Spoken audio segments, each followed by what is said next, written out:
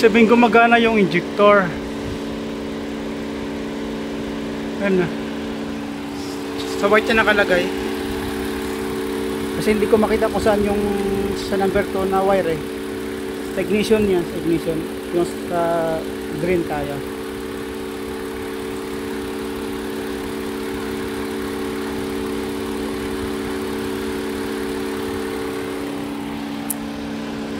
Ayan, gumagana din, no.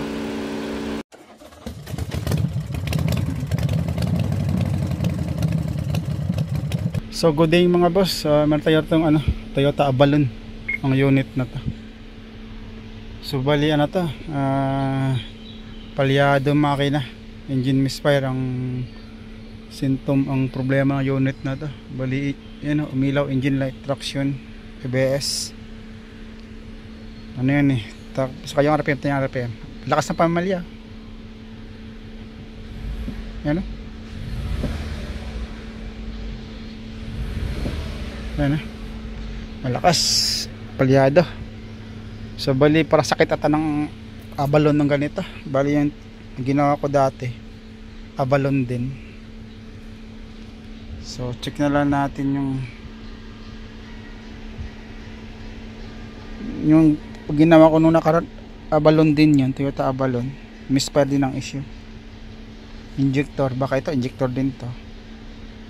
Iba to, hindi ito yung dating ginawa ko. Ibang unit naman to. So check na natin, scan na natin kung anong cylinder yung misfire dahil ng pamamali. Pag ito injector ay sakit na ng unit na ganitong injector, lagi ang nagkaroon ng problema.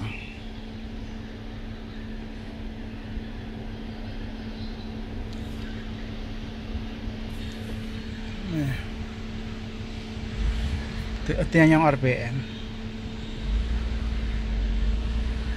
Yun o, nanginginig, hirap tumaas.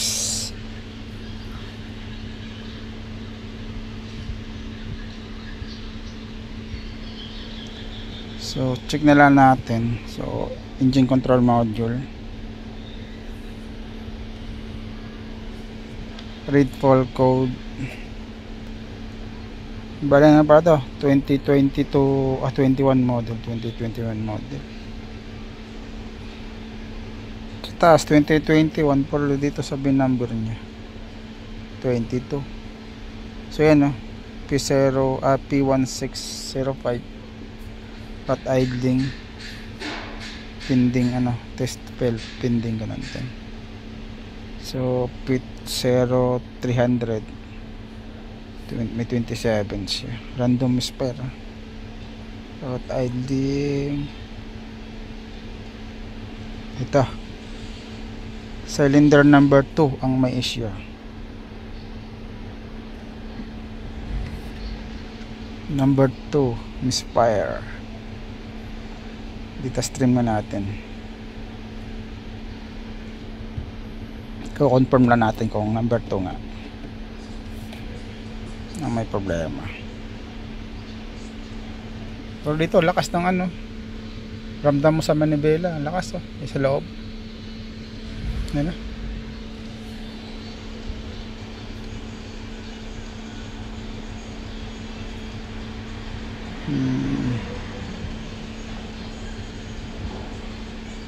So bali bali V6 engine.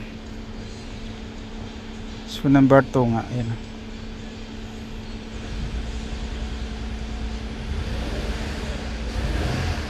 Number 2 nga yung misfire.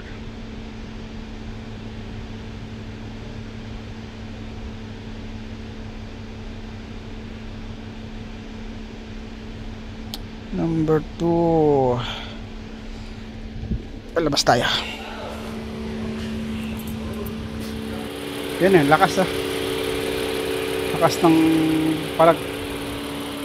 So bali ang number 2 ay ito yung number 2 246, yung kabila ay 135 kasi yung kabila bank 1, ito yung bank 2. So check ko nga ito, ignition coil alisin natin kung magbabago ba yung wala, hindi nagbago.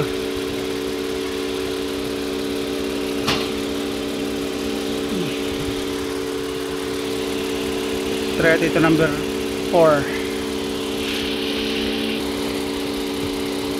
Okay. So bali ito, check ko lang muna yung linya nung sa injector.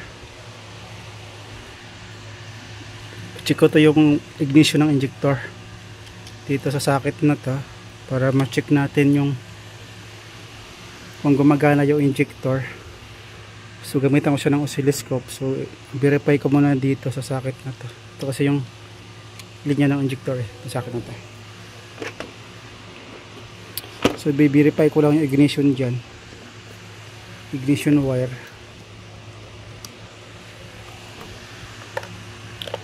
Para ito kasi tig-isa sila magkaibang kulay hindi naman pare-parehong kulay, kaya hindi ko siya ma-identify kung saan yung ignition saan yung trigger galing SEM.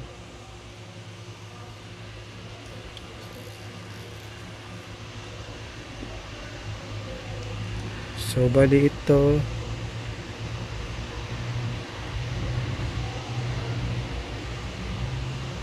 okay, ito yung ignition. So naka yung susi ito so ito yung ignition yung dito. So yung dito sa side na to sa nakaharap sa atin, okay, sa ito ignition. So yung sa loob ang trigger galing SEM.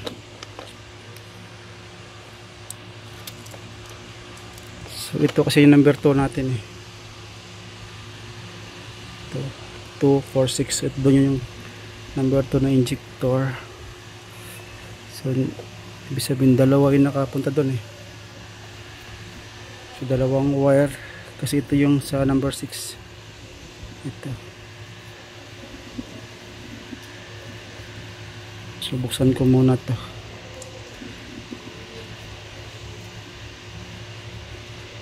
para malagyan ko siya ng clammeter mamaya.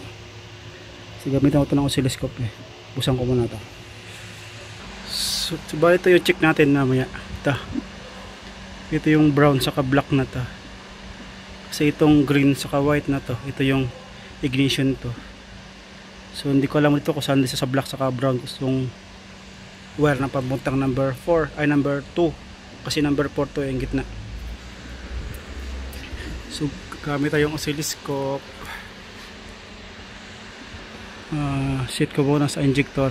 Check natin yung trigger ng check natin yung trigger ng injector supply. So sensor, actuator, injector petrol. So multiple point. Okay, set natin sa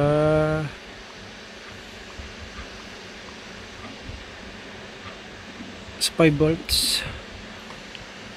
Tapos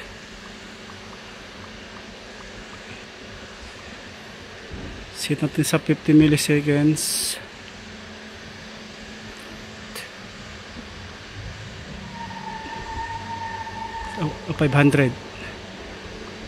500 milliseconds. So engine start ko. So yan, naka engine start na tayo. Check ko nga ito yung brown.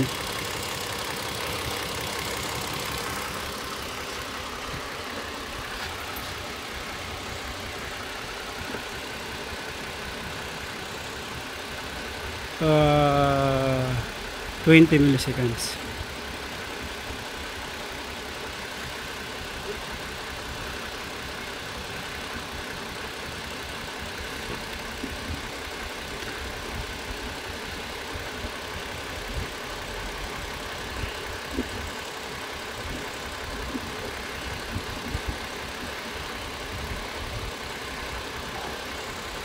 Masyadong mataas. Mhm.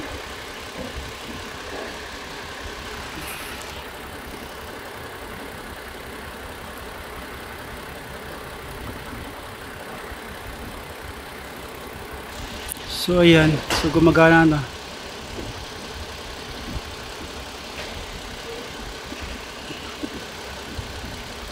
Tapos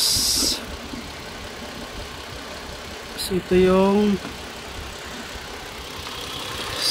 gumagana siya, may pintel hump. So yung block natin, yung block.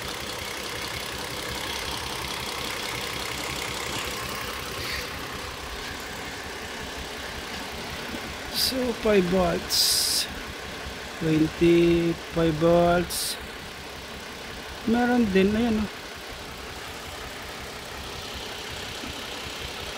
Ano? Gumagana, bakit sa brown?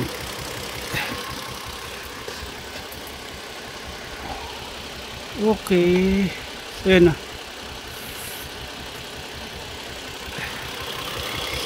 So sa black meron din gumagana injector na barado injector, gumagana ignition coil tayo.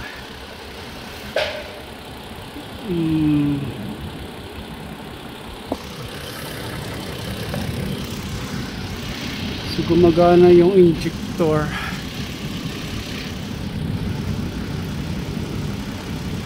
Primary voltage.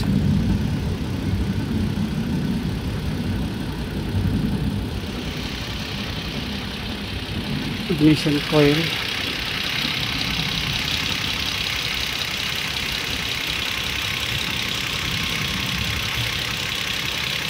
So ito yung gitna. Trigger. Wala. So ito gumagana yung gumagana yung trigger nung sa ignition coil. Ito.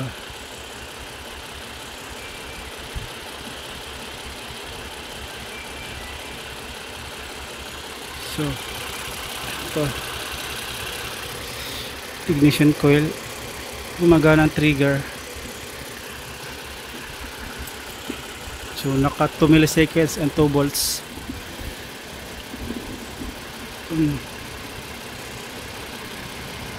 So gumagana ang trigger. Oh. Okay. Nang okay yung makina. Meron pa rin.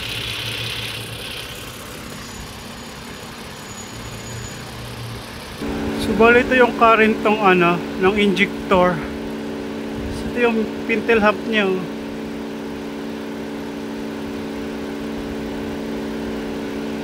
Yan itong sa trigger ignition wala. Ayun, nawala. Gumana yung yung high pressure pump. Off ko muna yung makina.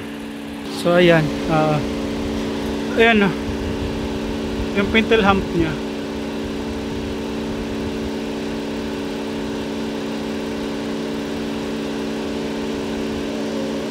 Times 1 nga natin kung ano makikita natin, times 10. Wala naman pagbabago ang Lucas.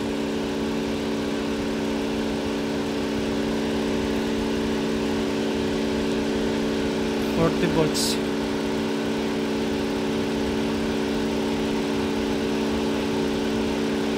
Yan, naka-zoom. Ayan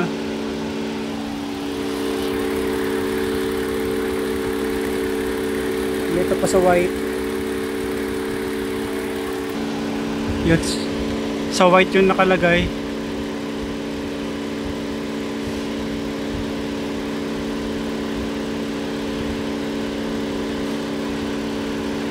Ayan sabihin gumagana yung injector. Ayan sa white yung nakalagay. Kasi hindi ko makita kung saan yung sa number 2 na wire eh. Sa ignition yan, sa ignition. Yung sa green tayo.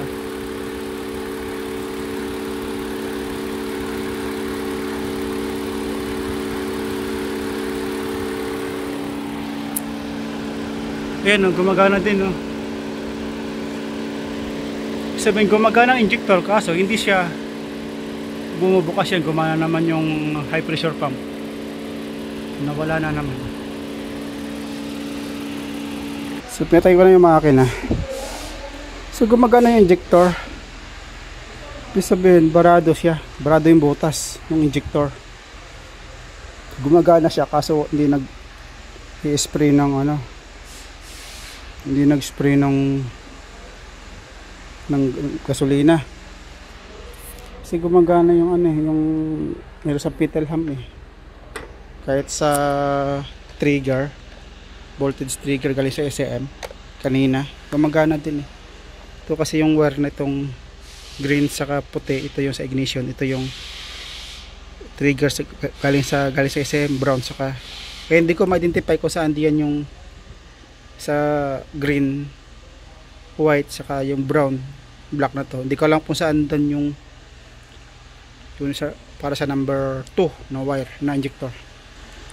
So dito kasi walang response kanina, binot ko yung spark plug ay yung ignition coil wire eh.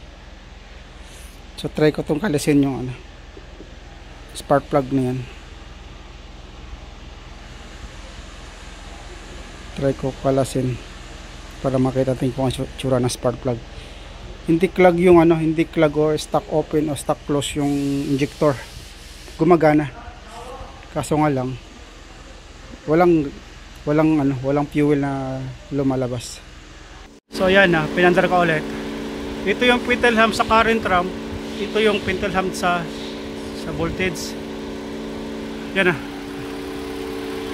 Pareho ko ginakabit.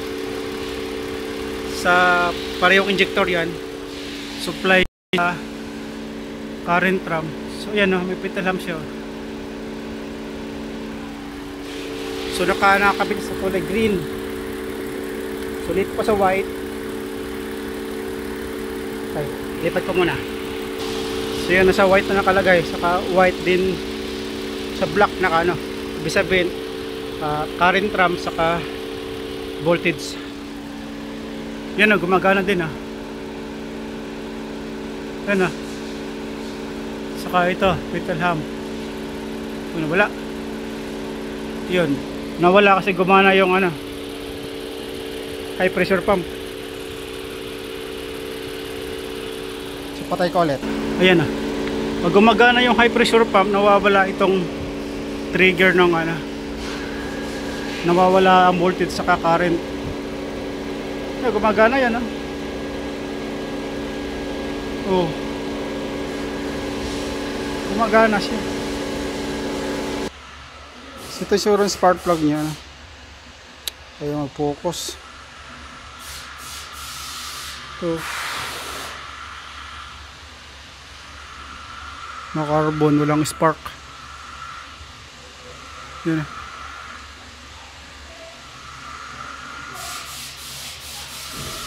Bali, so ngayon pagpapalitin ko yung spark plug ng number 6, lagay ko sa number 2. Tapos itong spark plug ng number 2 lilinisan ko.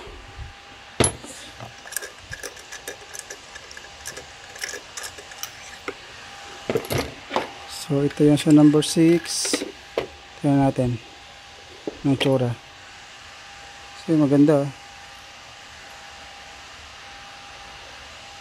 Maganda yung number 6. Yung makita mo sa dulo, sa may tip na puti. Sabihin ito yung lagay doon sa number 2.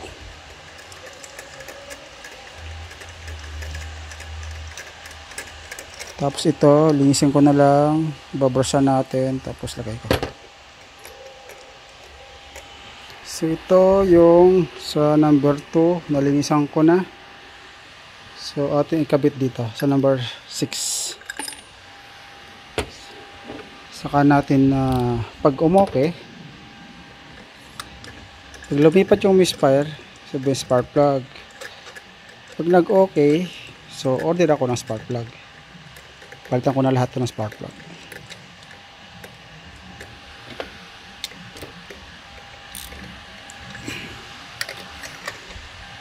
So yan.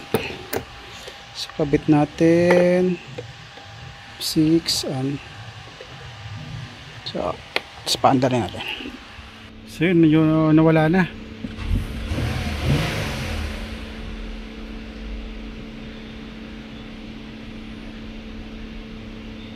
So nawala.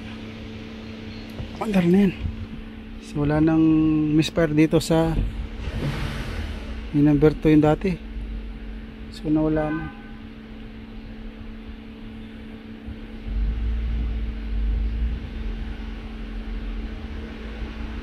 No, on RPM ko yan.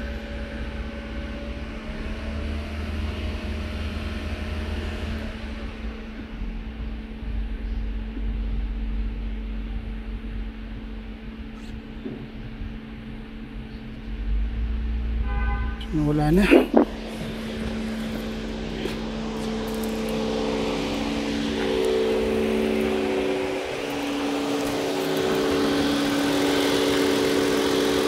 Yeah, matining na oh.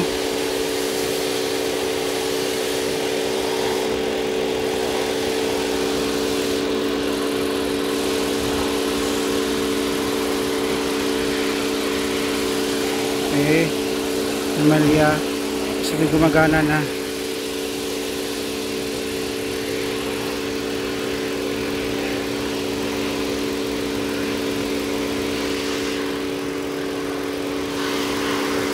Kaya na yan, ano eh. Hindi gumagana pag tinatanggal mo yung sakit eh. Walang response.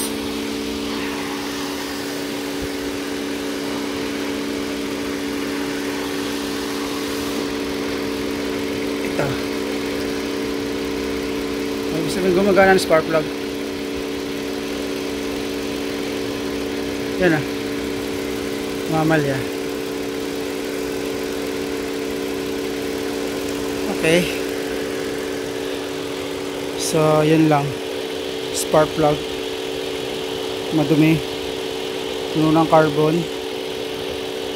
So, serbahan ko pa rin ito. Pero orderan ko ito ng spark plug. 6. Pati yung kabilang side.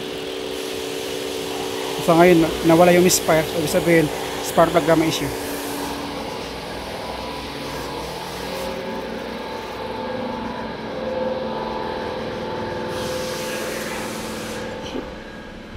So hindi ko pa yun binura yung DTC. Kaya umilaw pa yung engine light saka yung traction na yun. ABS. Pero dito nawala na yung misfire. Yan o. Sabihin wala sa injector ang issue. So clear DTC nga lang ano ako.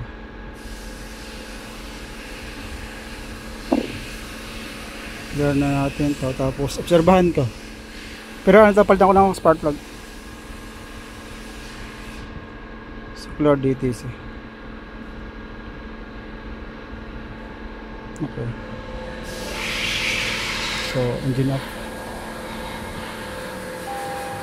Start.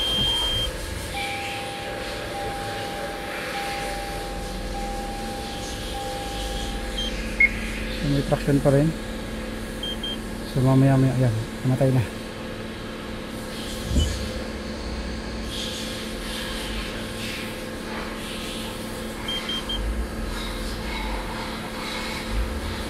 Okay. Tumutunog. No more code.